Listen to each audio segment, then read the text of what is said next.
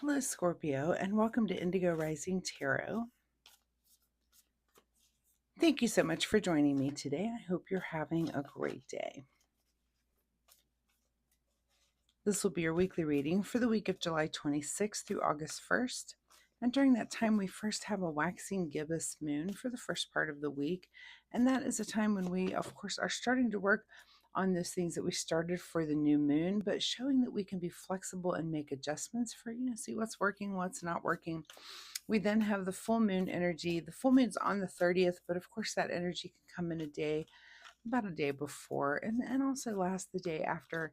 And that, of course, is the time of heightened emotions when you might feel anxious or irritable. You might have some changes in your sleeping patterns, or you might just feel a lot of really good energy, which is how I get the full moon. Not always. In my younger years, I remember, I'd get anxious and not, but for some reason, as I age, it's a good time for me. I have a lot of energy. I feel like I can do anything. I actually have to calm myself down so that I don't overdo it.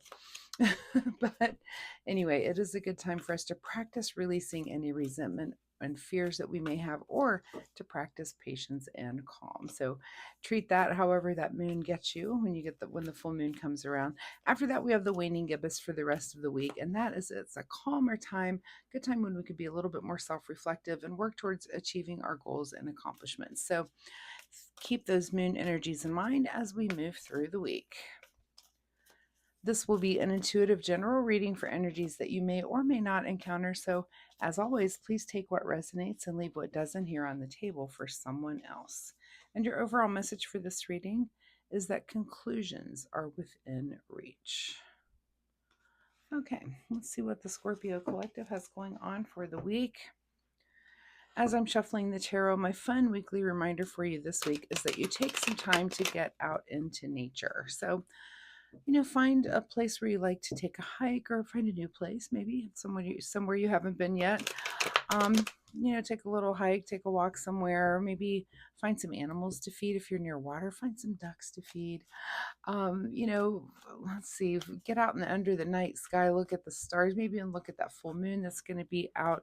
But just try to get out a little bit into nature, a little bit more, get in a pool and float around, whatever way you can do. Here we are in the middle of summer here in the US. So just get out into nature and see if you can't just really connect and just enjoy nature for a little bit for what it is. So that is my fun weekly reminder for you, Scorpio. I mean, some of us are outdoorsy. I'm outdoors almost every day unless the weather's awful. Especially in the summer. I love being outside. In the winter, maybe not quite as much, but some people just need that reminder because they're more indoor people. But there is an outdoors. Go get in it. Okay, let's get into this reading. Scorpio, July 26th through August 1st. Conclusions are within reach. Your present energy is the Six of Cups. So conclusions are within reach, and we start off with our card about sentiment and sentimental things when it comes to nostalgia, that sort of thing. This could be something going on with you that goes back to your childhood or friendships of old, that sort of thing. So, maybe someone has reached out to you lately, or you've had some sort of just something going on that's reminding you of that, making you feel a little bit nostalgic. Your current situation is the Nine of Cups. So you're in a place where you're feeling very self-satisfied and kind of happy with where things are right now. So it could be that you're feeling good about this nostalgia, right? It's something that's giving you some sort of positive just kind of a positive way of being. It's reminding you of positive things, and it's a happy thing that you're being nostalgic right now. At the root of your situation is the Five of Pentacles, which is about feeling a little bit like an outsider. So that's interesting with these three cards coming together. I'm not even sure what to make of that yet. I always call this the comparison. This is about, like, the comparison is the Thief of Joy card. I feel like if you're making comparisons, sometimes it can make you feel like an outsider when you're not really. You're just comparing your situation to someone else's. So this is kind of at the root of your situation. And let's keep pulling cards out and see where this goes. Because I feel like, here we're kind of in a good mood. So I'm not sure what this comparison is making you feel like an outsider about. In your recent past here, Knight of Pentacles. So You're coming into this week with some energy about having to do something on either the financial or the material front. This could be some extra work that had to be done. It could be some decisions you were making about money or physical things. Like maybe you had to buy a car. Maybe it could be something even smaller than that. But something there's that you come into this with having just had to do something, some sort of action on the financial and material front. On your mind this week is the Wheel of Fortune. Okay, so this is about evolving. It's about how your life can change just on a moment's notice without anyone knowing why, and it could be about this Knight of Pentacles. Maybe there was some financial action or something happened or something that's about to pay off. It could be some sort of investment or something. It could be a positive thing that's happening. The Wheel of Fortune can be positive or negative, actually. I mean, it could sometimes, if you think of like a roulette wheel, if you're placing a bet on a certain place, of course, if it lands there and you win, that's great. If it doesn't land there, not so great. But Wheel of Fortune is about how that wheel just keeps turning, and how life will be different tomorrow for different reasons, right? You never really get it back. You can once you get into certain things. So be in the moment as much as you can. Yeah, this reading's all over. Let's see what the rest of your cards have to say coming out here. What's just ahead of you, Scorpio, is the Judgment card. Okay, so Judgment is also a card of evolvement, much like the Wheel of Fortune, but it's about having new awareness. It's almost like some sort of truth or information comes about and it kind of changes your trajectory because it's just new information. You make different judgments based on that. So some sort of judgment. Okay, so again, we're just all over the place. What's in your advice position here? King of Swords. Okay, so this is what's really interesting too. Many of the other readings, um, and I'm going to say specifically Gemini. What was the readings I just did? Maybe Libra, Gemini, and Libra, where here in your reading, your advice is to just maintain your logic, be very logical, to be you know, to really use your thinking cap about something here that's going on, and to kind of keep your logic. Where I've been noticing in a couple of the other readings, it was like logic was fully taken from them and they were really using emotion on things. So it's very interesting that yours is now turned around to be to really put your logic in. And almost like if I could see if Scorpio was having to deal with Cancer or Gemini, who really those readings were about watching your back. There was something kind of deceptive going on, and it's almost like I would see Scorpio as the person who's like going, "Hey," to those people, like, "Don't trust this person. There's something deceptive going on," and I just kind of get that feeling. So if you have a Gemini in your world or a Libra or both. Kind of watch out here for your friends this week. So because you're sitting in this energy of being super logical and intellectual about some things. All right, what is beyond your control this week is a little bit of sadness and grief here with the Five of Cups. So now we have two fives, feeling a bit like an outsider, something that you're kind of sad about. Does it go back to this nostalgic thing? It could be.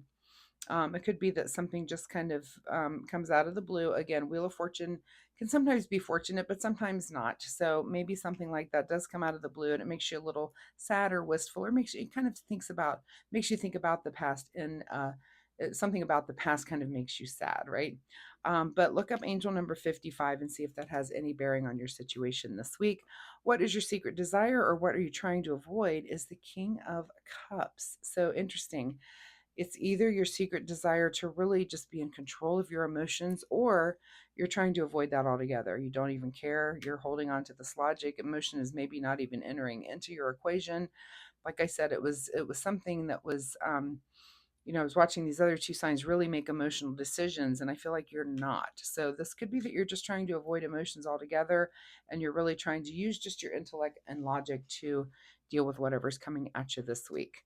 What is in your outcome position is the Ten of Wands, which is about an ending and really pushing through to get to the other side of something, to end something. So what is that? I'm not sure. Conclusions are within reach. I mean, I wish I had more conclusions on this tarot reading because it is sort of all over the place. Once again, look up angel number 55. We've got material things, nostalgia, things changing on a dime with the Wheel of Fortune, some kind of judgment, maybe because of that change, because it brings some new awareness, feeling a little bit like an outsider and a little bit sad over something. And also King of Swords being very logical and then getting to choose if you want to do that emotion, but something finishing up, some kind of ending or some sort of conclusion. It says within reach. I hope some of this is resonating because it is kind of all over the place, even as a reader. I'm just not even, sometimes I can get a clear picture to do a really good example, and I'm just not even getting that. So for some reason, I'm not, and maybe it'll make sense to you. And you can drop a comment if it makes sense to you and let me know if there's something here that I'm missing as a reader. What is hidden from you here at the bottom is the Queen of Wands. So this is not really, passion is not really entering into the picture, but we are kind of doing maybe a battle here between logic and emotion for some reason. Once again, if there's something that you're seeing that I'm not, tarot is an energy. So, I mean, I'm picking up the energy. It's just really hard for me to even put it into a specific story or give a specific example because it's all over the place. But I'm sure this will make sense to someone. It always does. It's tarot. That's its job. All right, let's get you a final message here from the Soul Oracle deck. Final message for Scorpio this week is to retreat. So conclusions are within reach. Retreat. I mean, this might be that you're just kind of observing a lot and thinking a lot, which could be, let's see what you need to do in the way of self-care this week. Oh, left a card over there. Self-care for Scorpio. Self-care for Scorpio this week, July 26th through August 1st. Okay, the card that you get is the card that says action. And we've got a staircase with a door at the top of it. Baby steps are still steps, and they're better than standing still. So conclusions are within reach. Retreat, take baby steps, be very careful. Again, use your logic, use your intellect, decide if you're putting emotion into this situation or not.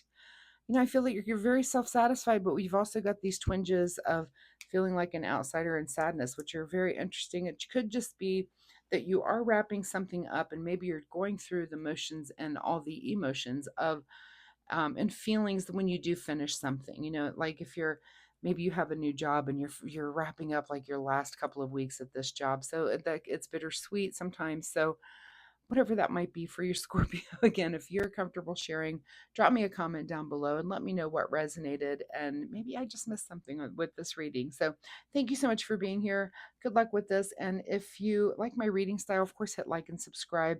I really appreciate it. And it helps my channel out so much. So thanks so much, Scorpio. Good luck with this. And I will see you next week. Bye-bye.